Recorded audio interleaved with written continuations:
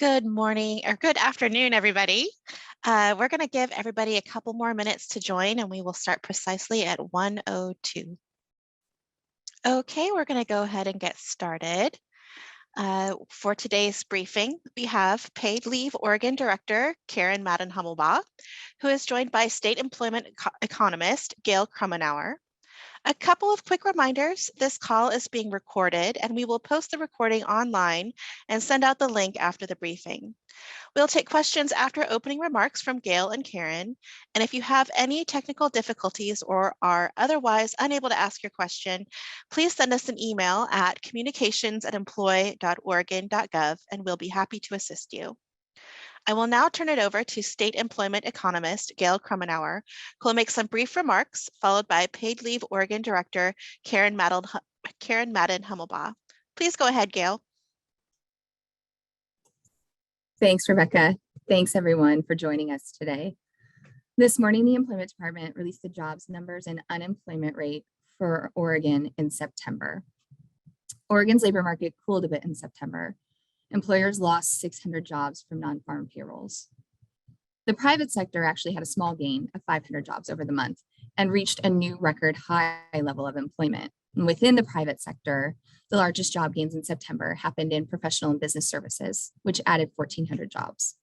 We also saw a gain of 1,000 jobs over the month in private healthcare and social assistance. The largest decline occurred in other services, which includes a mix of things like social and religious organizations, hair and nail salons, among other things.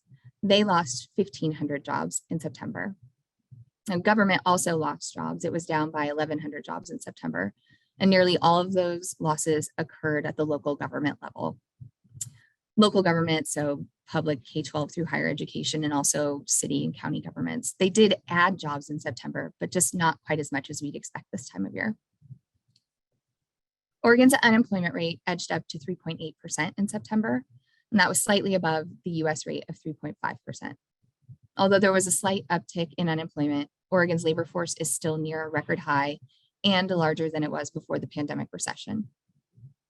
At 3.8%, Oregon's unemployment rate is also still really low by historical standards.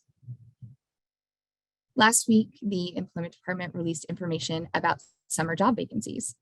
At any given time between July and September, Oregon's private employers had 94,000 job openings. Now that was down a bit from 106,000 this spring and 107,000 job openings last summer, but it's still a really high number of job openings. Before 2021, the largest number of job vacancies Oregon had seen was 67,000 in the summer of 2017. And now we've consistently had somewhere around 100,000 job openings in Oregon for the past year and a half. So although we saw a slight uptick in unemployment over the past couple of months, there are still more job vacancies than unemployed people. And that means that if every unemployed person in Oregon matched up with and took an available job opening, there would still be some vacancies that would go unfilled. It's still a tight labor market in Oregon, where it's difficult for employers to find enough workers to fill all their job openings. And with that, I'm going to hand it over to the Director of Paid Leave Oregon, Karen Hummelbaugh, for more updates. Thank you. Thanks so much, Gail. I'm Karen Hummelbaugh, the Director of Paid Leave Oregon.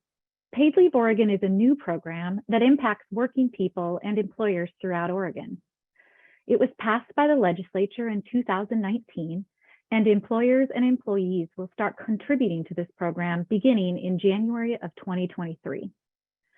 Paid Leave Oregon allows employees in Oregon to take up to 12 weeks of paid leave off per benefit year for some of life's most important moments. This includes taking family leave to care for a family member with a serious illness or injury, or to bond with a new child after birth, adoption, or foster care placement, medical leave for one's own serious health condition, and safe leave for survivors of sexual assault, domestic violence, harassment, or stalking. Oregon's paid leave program is unique because, and it's unique from the other 12 states because it has safe leave for survivors of sexual assault, domestic violence, harassment, and stalking. And it also has one of the most inclusive definitions of family in the country, recognizing, as COVID taught us, that for some of us, family could be a neighbor, a close friend, or someone else in our close circle. Paid Leave Oregon started accepting equivalent plans from employers in September, and that process has gone smoothly. An equivalent plan means an employer is going to offer its own private paid leave plan with benefits that are equal to or better than the state plan. So far, 31 plans have been submitted and 6 have been approved. Our next big milestone is January 1st, when employers will begin collecting contributions from their employees. All employees, regardless of the size of their employer, pay into the paid leave program. The contribution rate for 2023 is 60% of 1% of gross wages. So for example, if you had $1,000 in gross wages, the employee would pay $6. Large employers, those with 25 or more employees, pay 40% of that 1% contribution. In that same example, the employee's gross wages of $1,000, the large employer would pay $4. Small employers with fewer than 25 employees do not have to contribute to the program, although their employees are still covered, and these small employers still need to collect and submit employee payments. Additionally, assistance grants are available for small employers. Tribal governments, self-employed business owners, and independent contractors may choose to participate by notifying the paid leave program and choosing coverage. These employee and employer contributions will go into the paid leave trust fund, the same trust fund that will pay for people's benefits starting later this year. Employees in Oregon can start applying for Paid Leave Oregon benefits in September of 2023. Employees on paid leave will receive a weekly amount, and some will get 100% of their wages. For those who have been in their position for 90 days or more, their jobs are protected by law while they're out on paid leave. We have been busy doing outreach with businesses, community organizations, and employees across the state. We're holding webinars weekly with anywhere from 100 to 300 people attending each session, and we are launching a new website in 5 languages this winter. But we really want to get the word out about this vital safety net for working people in Oregon, and we're happy to do interviews to make sure that every employee and employer in Oregon knows that Paid Leave Oregon is coming to support our neighbors during life's most important moments. And now I'll turn it over to Rebecca for the question and answer portion. Thanks, Karen. We're now going to open the lines to members of the media to ask questions. Please make sure that you state to whom you are directing your question. Please limit yourself to 1 question and 1 follow-up question. And if you're joining us by phone, please make sure to hit *6 to unmute yourself. And as always, if you don't get your question answered today, please email us at communications@employ.oregon.gov. So the first person that we had up was Peter Wong with Pamplin Media.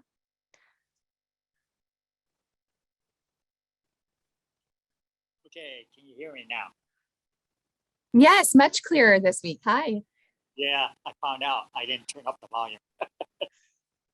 Gail, I know 1 month doesn't is not much of a trend, but is this the beginning of a seasonal change, or could it be something part of the larger after effects of the Federal Reserve trying to raise interest rates to damp down inflation? It's a great question, Peter, and you're right, it is too soon to tell. This is a pretty small job loss. Most sectors performed as we'd expect about this time of year. And just for some context, we saw a similarly small job loss happen about a year ago in August of 2021. We had a month where we lost a few hundred jobs. And then after that went on to have pretty strong average monthly gains for the rest of the year and several months into this year as well. So it's a little bit tricky. I'm encouraged that there were still private sector gains. We're still seeing growth there. And when schools come into session, so the local government piece, about half of the jobs in local government are public K-12 and higher education. And it's really hard to tell how that's going to settle out for the whole school year until we get October data. So just a little context that we've had, kind of a small month of job loss there and gone on to continue growing. And also September can be a little bit tricky for the school reasons. So I'm keeping an eye on more data as we get that and trying to keep some perspective there. It is, we have seen that the Federal Reserve has continued to hike rates, and that is been with the intention that we would see, one of the intentions is that we would see job openings come down, which did happen nationally as of the last business day of August. There were 10.1 million job openings, which was down by about 1 million. I talked about our job vacancy survey, which ran July through September. We did see that step down a little bit. So we're seeing maybe some consequences of those intended things happening. And again, so far, like I said, it's been without unemployment rising significantly. I don't know what lies ahead, but certainly keeping an eye on everything. Okay, thank you.